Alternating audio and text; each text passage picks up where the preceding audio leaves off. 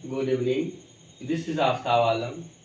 We have already completed what is present and definite and what is a definition of present and definite and what is present and definite. जैसा कि हम लोगों ने present and definite को part 1 में समझा, part 2 में भी समझा। पार्ट 2 में हमने ये समझाया कि प्रेजेंट एंड डेफिनिट किसे कहते हैं। जैसे routine action present and definite कहलाते हैं। प्रेजेंट एंड डेफिनिट में जो है 4 टाइप्स हो जाते हैं, रेगुलर होते हैं, इरेगुलर होते हैं, हैबिट होते हैं, यूनिवर्सल ट्रूथ होते हैं। फिर मैंने बताया कि न्यूज़पेपर के जो हेडलाइंस होते हैं वह प्रेजेंट एंड डेफिनिट में होते हैं। नियरेस्ट फ्यूचर प्लान जो होते हैं वह प्रेजेंट एंड डेफिनिट में होते हैं। जैसे प्रधानमंत्री कल आएंगे तब पीएम कम्स टुमारो होगा, न कि पीएम विल कम टुमारो ऐसा होगा। Nearest future plan is also come in present and definite tense.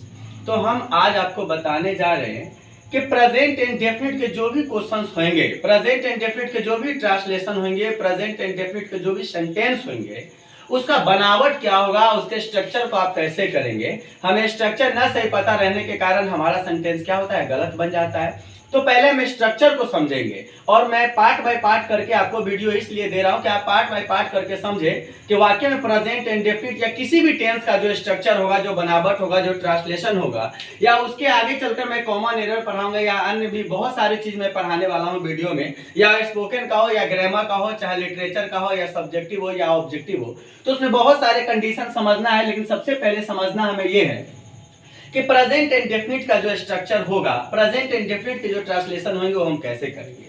तो आइए बच्चों, और सबसे पहले आप वीडियो को देखें, है ना, और ध्यान से देखें। ये नहीं कि 1 मिनट 2 मिनट देखें और भगा दिए, फिर भगा दिए, फिर भगा, ऐसे कुछ नहीं होने वाला है। वीडियो के साथ साथ आप किताब भी पढ़ें, किताब के साथ साथ आप क्लास के नोट्स को भी फॉलो करें। क्योंकि एक बात याद आप रखिएगा कि knowledge is a power, knowledge is a power but English is a international power, है ना। अपने जिंदगी में मेहनत करना सीखिए, क्योंकि आप तो जानते हो, है ना, जिंदगी में ठोकर और ताश के गड्ढे में जोकर कभी भी मोमेंट चेंज कर देता है। तो मेहनत कीजिए, हौसला रखिए। कितने भी आप कमजोर हैं, है ना, ये गुरु आफ्ताब वाला आपको स्ट्रॉन्ग बनाने का कोशिश करेगा, फुल टू फुल कोशिश करेगा। आप ध्यान से मेरे वीडियो को देखिए और ध्यान से ये समझिए कि सर क्या कह रहे हैं और करना क्या है। जैसे प्रेजेंट एंड डेफिनिट का बनावट है, तो structure of present and definite, तो प्रेजेंट एंड डेफिनिट का पहला एकदम ध्यान से आप देखेंगे कि मान लेते हैं कि पॉजिटिव सेंटेंस रहेगा।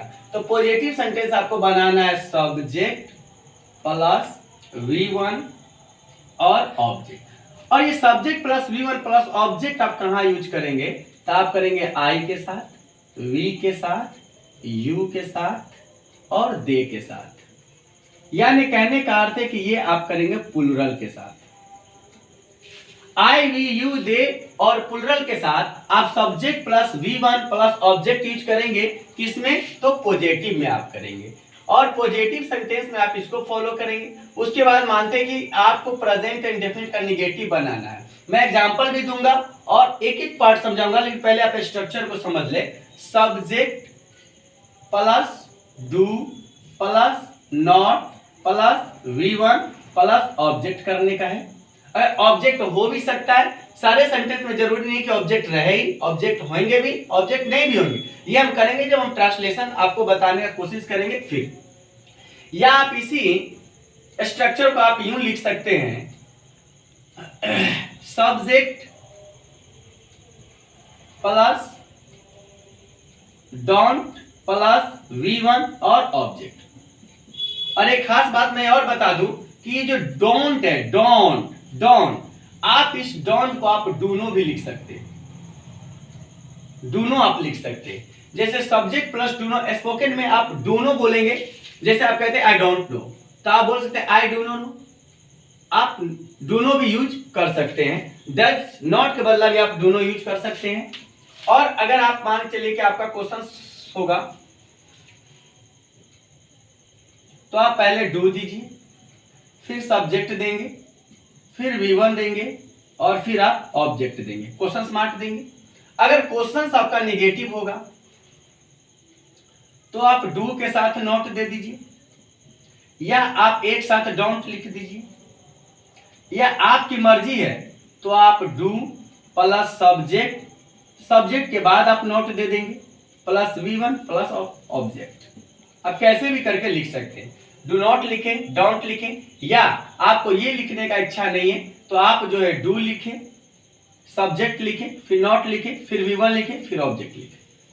अगर आपका WH फैमिली से सेंटेंस होगा, कब से, क्यों से, कैसे से, कहां से, सिंस व्हेन, कब से, अंटिल व्हेन, कब तक, अगर ऐसे आपका क्वेश्चन होगा तो आप पहले WH देंगे, फिर आप डू देंगे, फिर आप सब्जेक्ट देंगे, फिर आप V1 देंगे और फिर आप ऑब्जेक्ट देंगे और क्वेश्चन मार्क लगाएंगे। ये आपके जो स्ट्रक्चर हो गए, ये आपके प्लुरल के लिए हैं। आई, वी, यू, दे या किसी भी प्लुरल यानी denotes the more than one place one things, है ना, जो एक से अधिक व्यक्तियों, वस्तुओं, स्थानों के बारे में बोले उसे हम प्लुरल कहते हैं। तो ये प्लुरल के साथ या बैठाएंगे subject plus V1 plus object, negative के साथ subject plus do plus not plus V1, या आप डू नॉट की जगह डोंट लिखिए, डोंट की जगह आप डू नो लिख सकते हैं। ये सब थोड़ा सा मॉडर्न इंग्लिश है, थोड़ा स्पोकन में यूज होता है, बट आप जानेंगे तो आपके लिए अच्छा ही रहेगा। फिर इससे मैं जब रिलेटेड आपको सेंटेंस पढ़ाऊंगा तो वो इससे भी अच्छा रहेगा, है ना। मैं बोला ना, एक एक पॉइंट आपको मैं समझाने का कोशिश करूंगा और आप सिर्फ जो है दिल से थोड़ा लगाकर आप जो है ध्यान दीजिएगा और देखिएगा, आपको जरूर समझ में आएगा जो भी पढ़ाई हो। क्वेश्चंस अगर रहेगा तो डू प्लस सब्जेक्ट V1 और ऑब्जेक्ट, निगेटिव रहेगा तो डू नॉट प्लस या आप डोंट दे दीजिए, या डू सब्जेक्ट, सब्जेक्ट के बाद आप नॉट दे दीजिएगा, और V1 और ऑब्जेक्ट। WH रहेगा WH डू सब्जेक्ट V1 और ये। फिर इधर मैं बच्चों आपको बता दूं कि आप जो फिर पॉजिटिव के लिए सेंटेंस लिखिए, सब्जेक्ट प्लस V1 में ही आप एस या ES जोड़ दीजिए।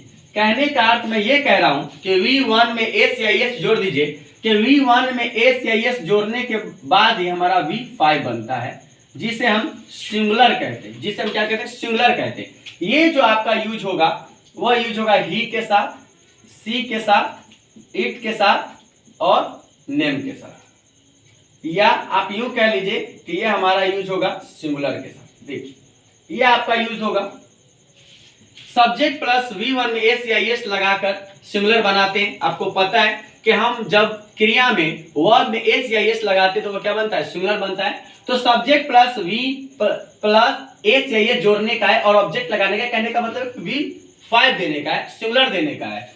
और ये सब फॉलो होंगे ही, सी, इट, नेम सिंगुलर के साथ। और मान के चलिए कि इसका निगेटिव होगा तो आप क्या करेंगे, तो आप करेंगे subject plus does plus not plus V1। अब देखिए यहां पे अगर आप डज दे देते हैं, यहां पे अगर आप डज दे देते हैं तो यहां पे आपको V1 देना होगा। क्यों? क्योंकि डू, डिड, डन, डूइंग और डज, डज अपने आप में जो है वर्ब के फिफ्थ फॉर्म है, तो वर्ब के फिफ्थ फॉर्म है तो आप यहाँ पे V1 देंगे, और ऑब्जेक्ट है तो आप जो यहाँ पे ऑब्जेक्ट लिख दीजिए। अगर इसको क्वेश्चंस करना है तो आप पहले डज देंगे, डज के बाद आप सब्जेक्ट देंगे, फिर V1 देंगे और ऑब्जेक्ट देंगे और क्वेश्चंस मार्क देंगे। क्वेश्चंस अगर आपका निगेटिव होगा डजंट आप दे देंगे, सब्जेक्ट दे देंगे, V1 दे देंगे और ऑब्जेक्ट दे देंगे, ऐसा आप कर देंगे। आपकी मर्जी है, आप चाहो तो आप इसे ऐसे लिख सकते हो, does plus subject plus not में आप लिख सकते हो, प्लस V1 प्लस ऑब्जेक्ट कर सकते हैं। आप चाहें तो आप इसे दोनों भी यूज कर सकते हैं। डोंट को आप याद रखिएगा कि मॉडर्न इंग्लिश में डू नॉट को आप डोंट लिखते हैं और डज नॉट को आप डजंट लिखते हैं अकॉर्डिंग टू ग्रामर। इन सभी को आप डू नो लिख सकते हैं, डू नो, आप डू नो लिख सकते हो, है ना। मैं नहीं जाता हूं, आई डू नो गो, मैं नहीं पढ़ता हूं, I do no read study, ऐसा कुछ भी आप बोल सकते हैं डू नो लगाकर। अगर आपका WH रहेगा तो WH plus does plus subject plus V1 और प्लस ऑब्जेक्ट आप देंगे। ये जो आपका हो गया ये सिंगुलर के लिए स्ट्रक्चर हो गया प्रेजेंट इंडेफिनिट के, और ये स्ट्रक्चर हो गए आपके प्लुरल के लिए। आप देख सकते, आप स्क्रीनशॉट ले ले, स्क्रीनशॉट लेकर आप अपने नोटबुक पे लिख ले, और नोटबुक पे लिखना है भी जरूरी क्योंकि practice makes a perfect person, है ना। आप जब भी कोशिश करेंगे, प्रैक्टिस ही आपको परफेक्ट बनाता है। हम तो पढ़ाएंगे, आपको सिखाएंगे, वीडियो देंगे, मैं फुल कोशिश करूंगा, लेकिन मेहनत तो आपको करना है ना। ट्रेनर चाहे जितना भी अच्छा हो, है ना, और धावक ही ना दौड़े तो क्या होगा।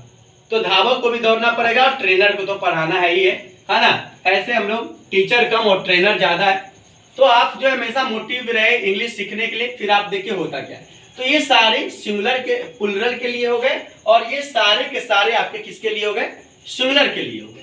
तो this structure only use in plural case, this structure use only for singular case, in singular case, ठीक है।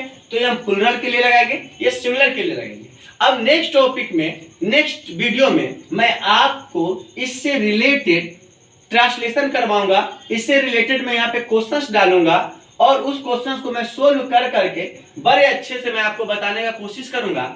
आप कुछ सेकेंड में छोड़ता हूं, आप इसके स्क्रीनशॉट ले ले और स्क्रीनशॉट लेने के बाद इसको गौर से देखें स्ट्रक्चर ऑफ प्रेजेंट इंडेफिनिट यानी प्रेजेंट इंडेफिनिट का बनावट क्या है। तो आपने ले लिया होगा और आप हमारे साथ जुड़े रहिए अच्छे इंग्लिश सीखने के लिए, और मैं काफी आपको इंप्रूवमेंट दूंगा और काफी आपके अंदर इंग्लिश का बदलाव आएगा। बस आप हमसे जुड़े रहिए। मैं गुरु आफ्ताब आलम, आज के लिए धन्यवाद।